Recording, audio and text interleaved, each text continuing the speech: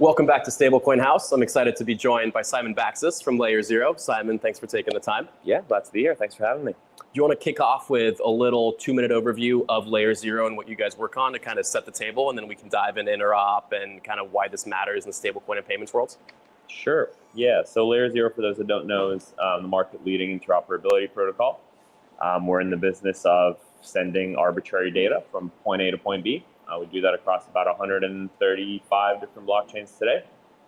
Certainly all your favorite EVMs, but also non-EVMs like Ton and Aptos and Solana, et cetera.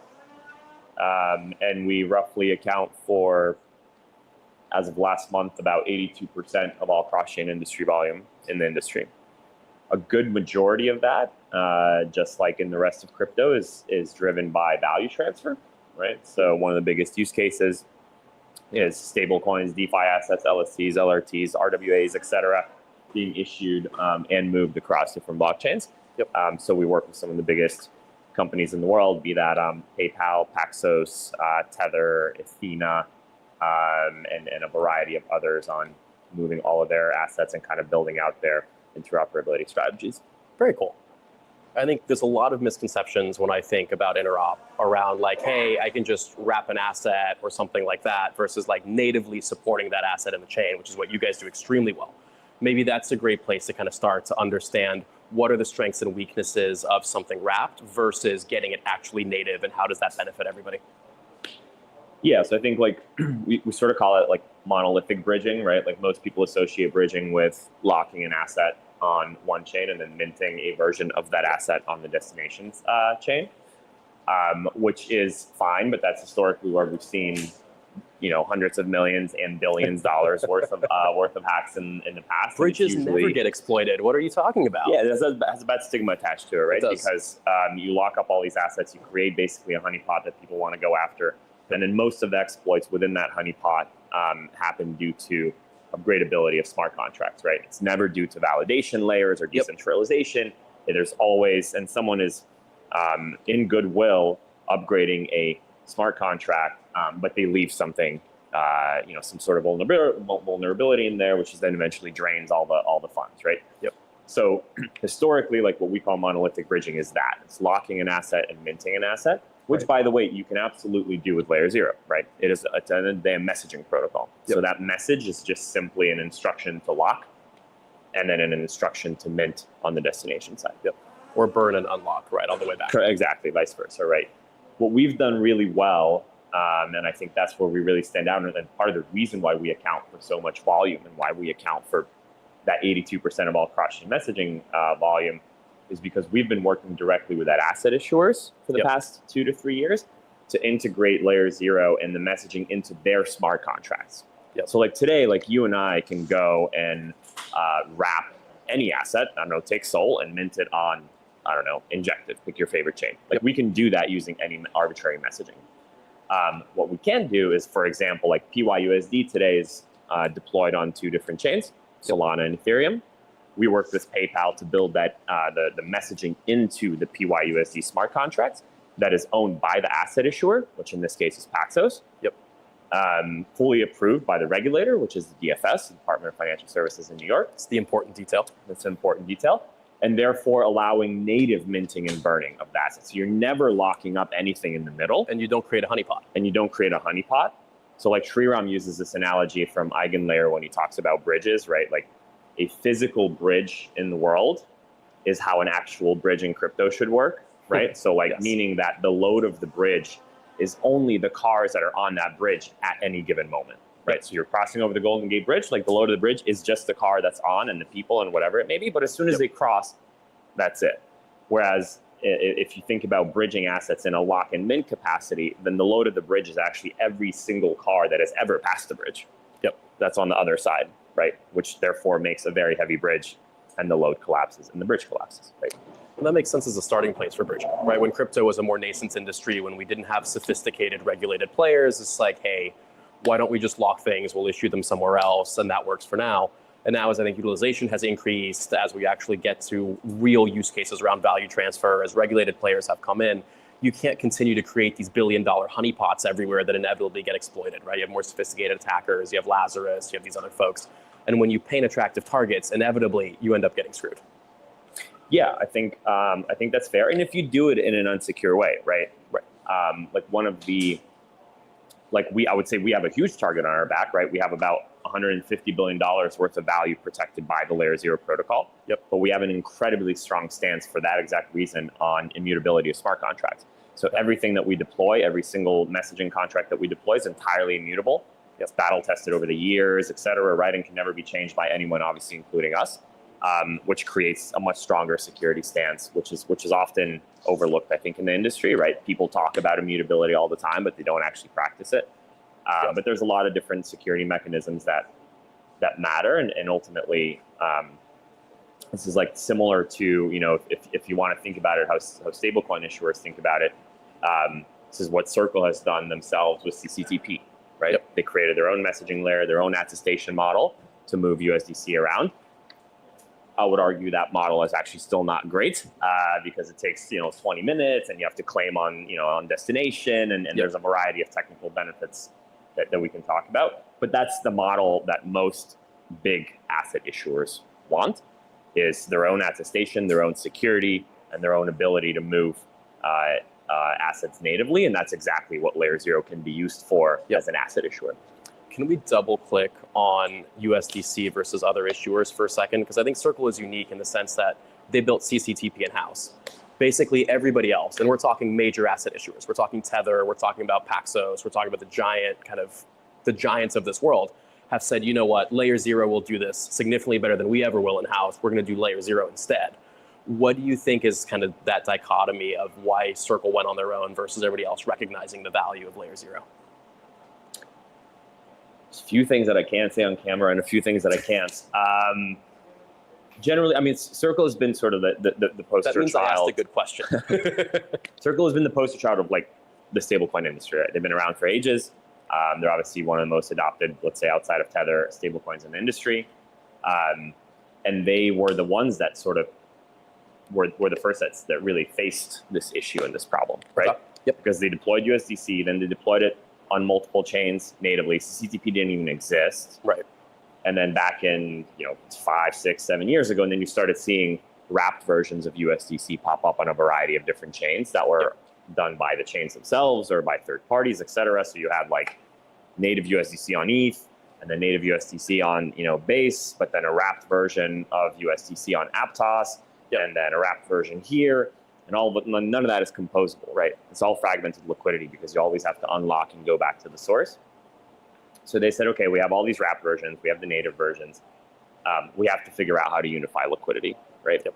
And this was frankly, even I think they started building CCTP. Maybe that's part of the reason before LayerZero was really sort of a market leader and really was existing across a variety of and the breadth of chains that we do. But Circle also has the mentality. They have a lot of Google people that work there, which as a fellow ex-Googler, I can attest to. It's a very much so like build everything possible rather than buy approach.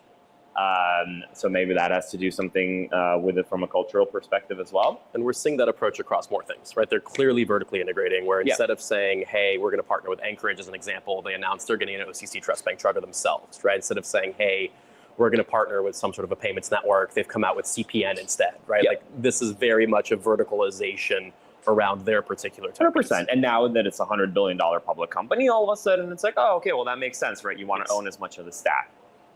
However, like, and I think they should, but I think they're also as a business realize that they have core competencies and they have not core competencies. And messaging, I think they would agree is not a core competency. Yep. And we have plenty of discussions on a weekly basis with Circle of like what the future of that will look like. Yep. But I think, they decided to build it in-house. They continue to build it in-house.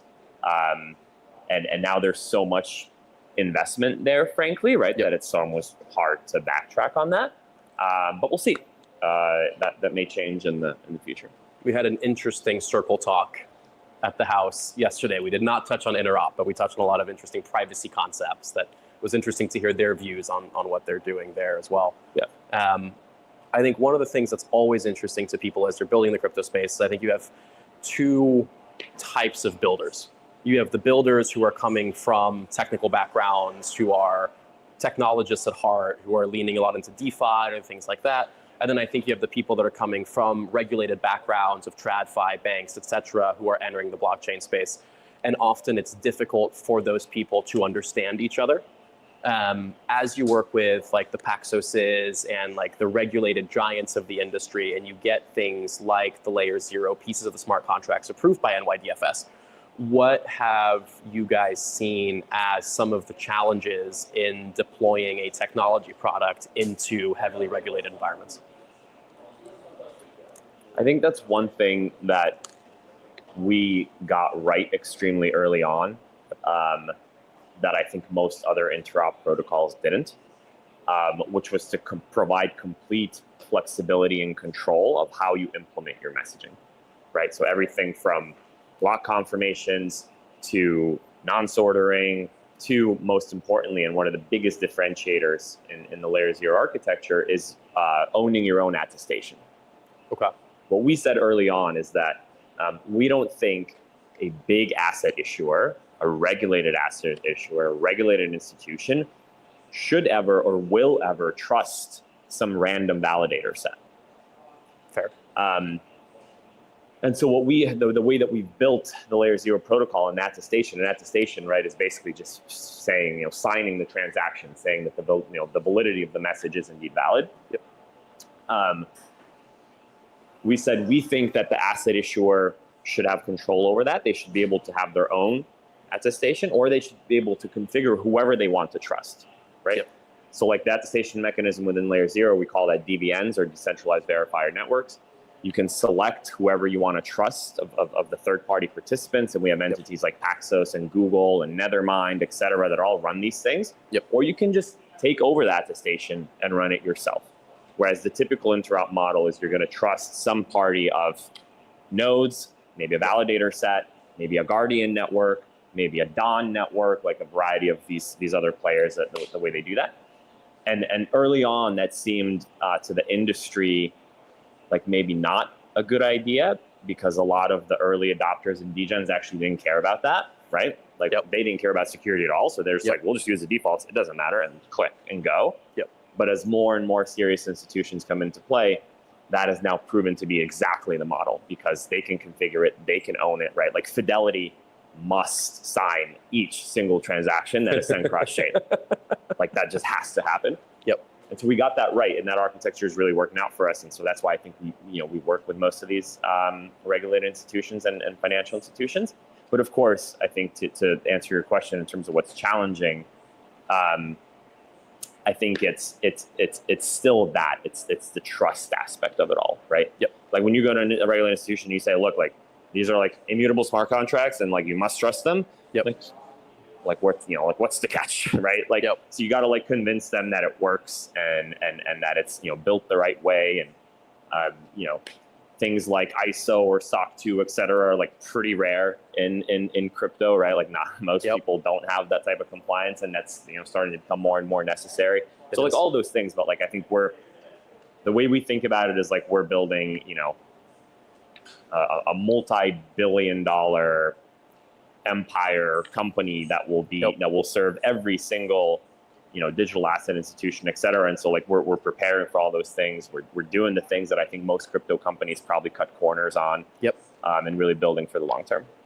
It's interesting because there's a lot of parallels between what you just described, and I'll shill Borderless for like 30 seconds. We'll go back to LayerZero. Between kind of what you described and what we've seen in the payments network market, where a lot of smaller startups and a lot of the early adopters of kind of stablecoin cross-border remittance were really drawn to companies that were providing like aggregation type services, where it's like, hey, you have a black box, I face you as a counterparty, I don't really know who you're reselling or aggregating on the back end, but I just need this value to transfer.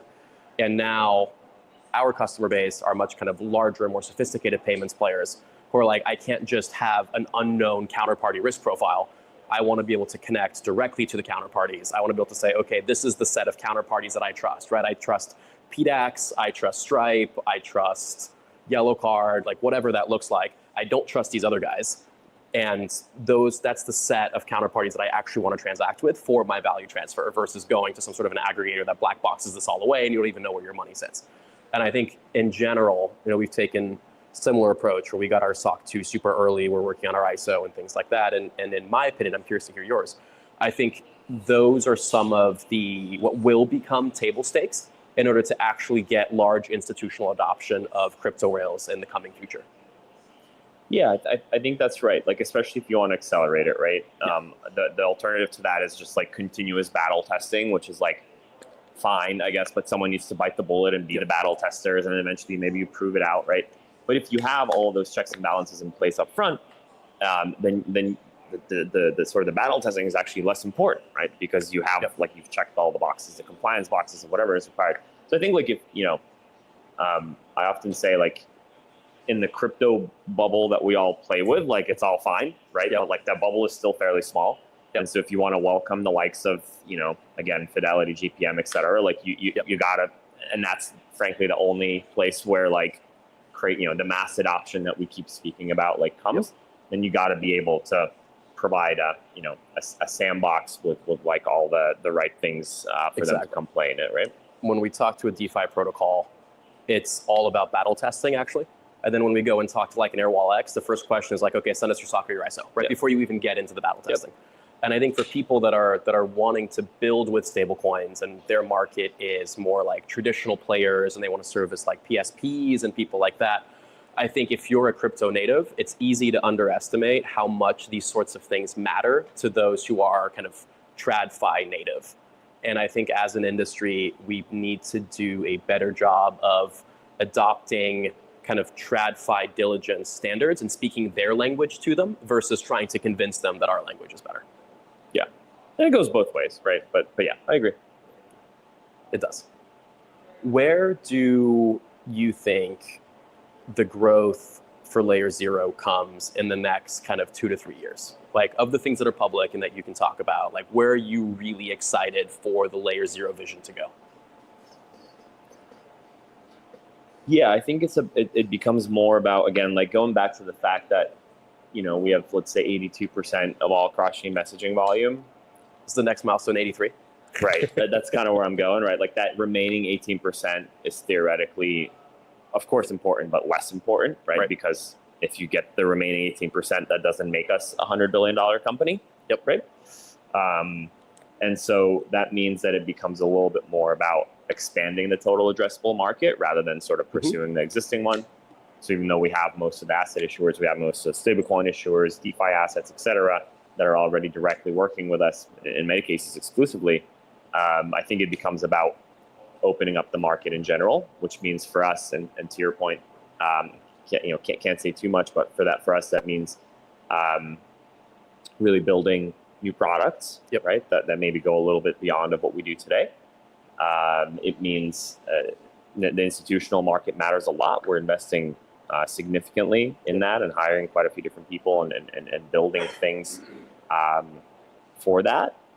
And then again, I think it's addressing more use cases and just like burn and mint an asset from one chain to another. Like, that's sort of at this point, I kind of view it as like we commoditized it. Then you start thinking about like chain abstraction, right? So like how does all of that happen in the background, which is going to be using our rails, but you're not the one that's actually clicking the button to take my USDC from base to Arbitrum, right? Like Circle just released actually a Circle Gateway, which is meant to be in like, Stripe is doing this with unified balances and unified accounts and all that. Like that's kind of where the world is heading, where every wallet, right? Doesn't matter what chain it is, doesn't matter what asset it is, right? Like it's all just abstracted away from the user. And I think that's sort of like the future that we're building towards. And I think that's where the growth becomes exponential rather than like, pursuing all the different people that actually understand crypto to try to like, take $100 from this chain to another. Makes sense. Cool. We can take a couple questions. If anybody has anything for me or for Simon or about abstraction. Yeah, fire away.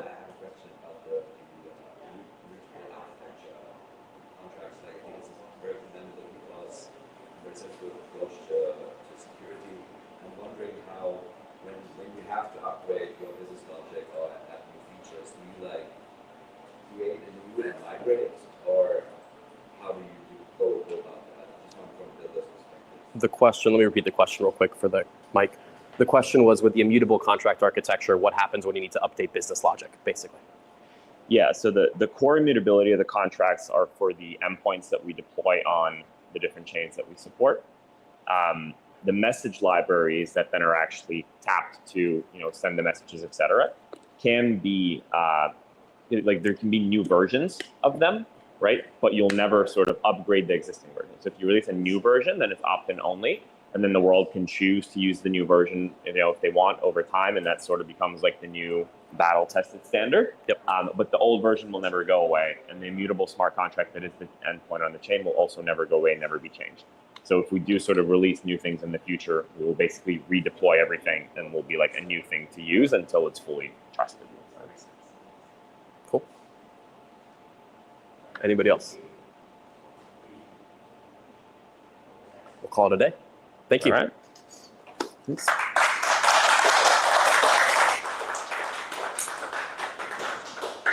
Where's the green room?